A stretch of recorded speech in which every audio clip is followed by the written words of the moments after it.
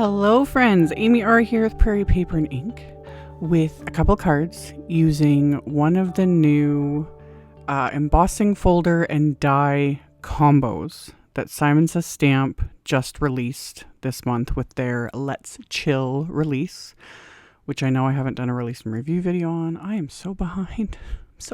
But anyhow, there were several folders and they all have matching or coordinating wafer dies that come with them, which is really cool. At first I was like, how is this gonna work? Like, won't it just press out all the detail? But it doesn't. They're fun. And the butterfly one, of course, was like top of my list, but I was like, okay, I'm gonna do this one first. This is the Sunflower Fields one. So I will have links to all of them, though, if you want to check it out in the description box below, like always. So when I'm using specifically Simon's embossing folders, this also applies to the ones that, you know, they're 3D embossing folders. These are all like the same thickness. So for me, I'm using my Spellbinders Platinum 6 machine. I have the platform, and I happen to have 2 metal shims, which is just like the perfect sandwich combo for this. You can use cardstock, different things. There is also a specific like list of different options with the product listing for different machines, etc. Plus, like, you know, there's so many videos now out there, all the other designers, like what works for them. So this is what works for me. And I always just very lightly mist my cardstock first, just give it a couple little spritz. That just helps to prevent any cracking, and it also helps give a deeper embossed impression. So I mist my cardstock, stick it in the folder, run it through, and I get like perfect impression. So I'm using Simon's 120 pound cardstock for this. And while I've got everything out, why not do a second one? Plus I was like, ooh, more than one color combo. Because even though it's technically sunflowers do come in more colors. But I was like, ooh, I'm doing pink as well. Because why not? Why not? So same process. Lightly misted the cardstock with water, stuck it in the folder, ran it through my machine, and then I pulled out just a few scraps. You can die cut directly from this, but I'm going to do it separately. With this specific die, because I thought it'd be more finicky than it was, because, you know, there's all those little edges, and it's like, how am I going to line this up?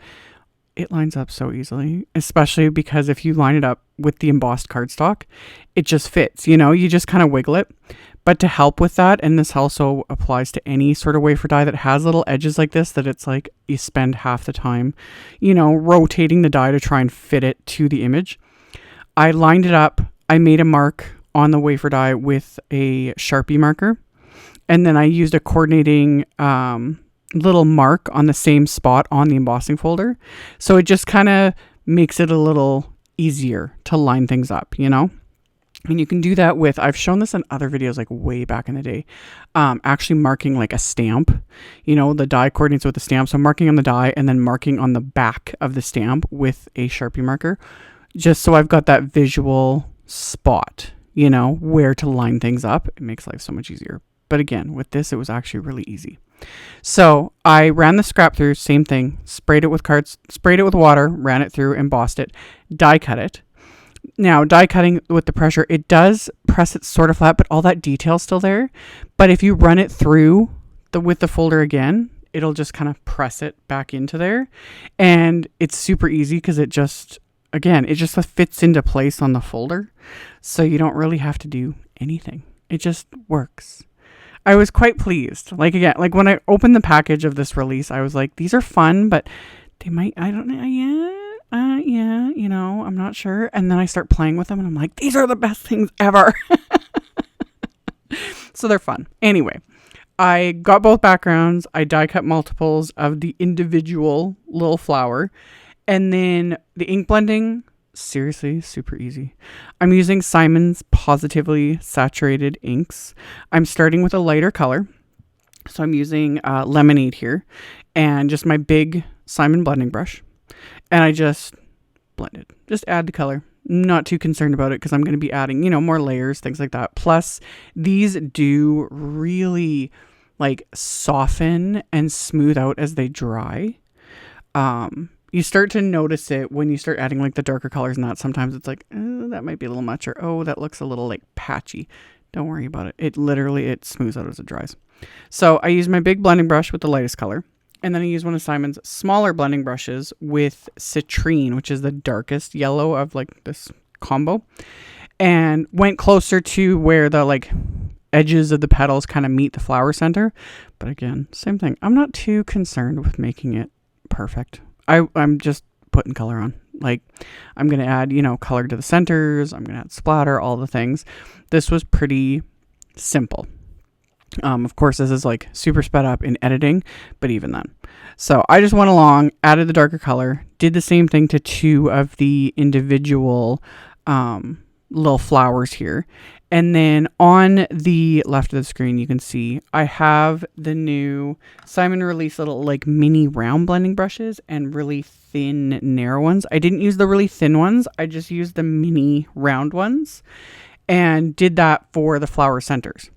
And for those, I ended up using latte, cappuccino, and mocha inks, like light, medium, dark, and just added the color. I kind of went back and forth between all 3 just, to blend them all in together. It gives it that depth. And again, it'll go on. It might look a little like, like right there as I'm doing it right now. It's like, oh, that looks like a hot mess. Blend it a little bit, let it dry. It smooths out. It's fine. And these do dry back. Like they lighten, just like really like most inks, So did all that. And then I also used a mini round blending brush with the darker yellow too, just to blend a little bit more once I was done with the browns. And then I just repeated the process with the pinks. Did the literal exact same thing. So I used carnation ink, which is my lightest pink, with a big old blending brush just to slap color on. And then I'll use rose ink as my darker pink, and then the same browns, doing the literal exact same thing. And if you wanted to make this process even faster, you could just emboss like a light pink cardstock and a light yellow cardstock, and then add a little bit of definition with some inks. But even then, like this was quick and easy. Like especially adding like the lightest color of ink with a big blending brush. Just it's there. It's there and it's done. So I did pinks, and my camera throughout this entire video, like it's not just my camera, it's my lights too. They kind of wash out a lot of texture, but I'll show at the end of the video, of course, like I'll, tilt everything.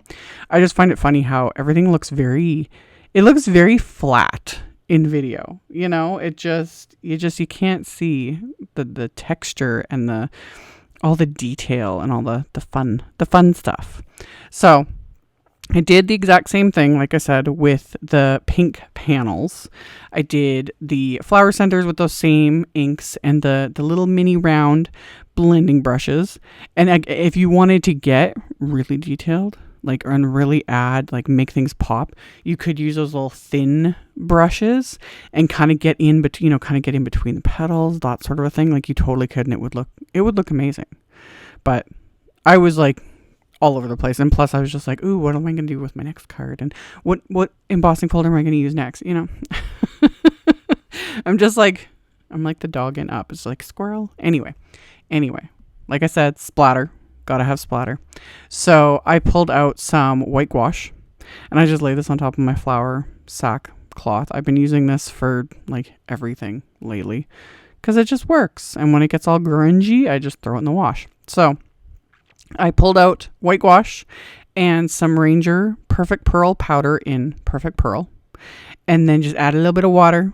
I'm going to swirl that all together with my little fan brush, and then I'm just going to go to town and splatter all these backgrounds and the individual little flowers. So it just gives it just a nice little splatter, and there's like the teensiest bit of shimmer, but I probably could have just skipped the Perfect Pearl powder.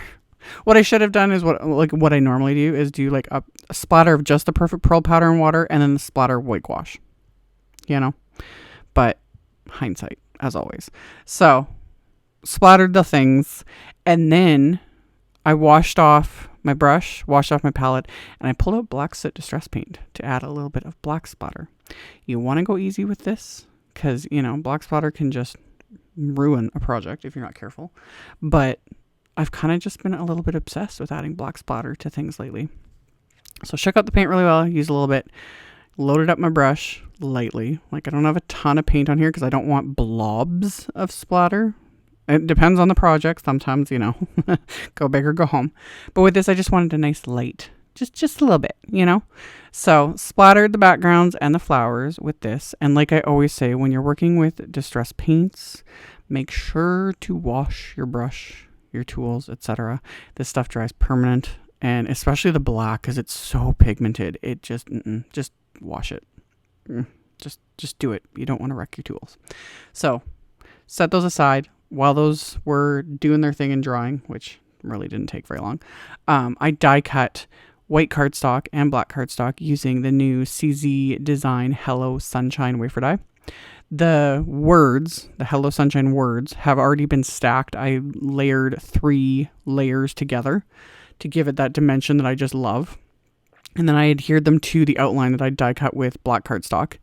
And then the dots for the eye, I adhered separately directly onto the background, because why I never figured this out all those years ago when I was sitting there fiddling with, you know, teeny tiny die cuts. It's so much easier doing it this way because you just add the glue, pick up the tittle to the eye with, I just use my little Studio Caudia embellishment wand, the same thing I use to apply, you know, sequins, etc., and stick it into place. And then you just repeat and it's done.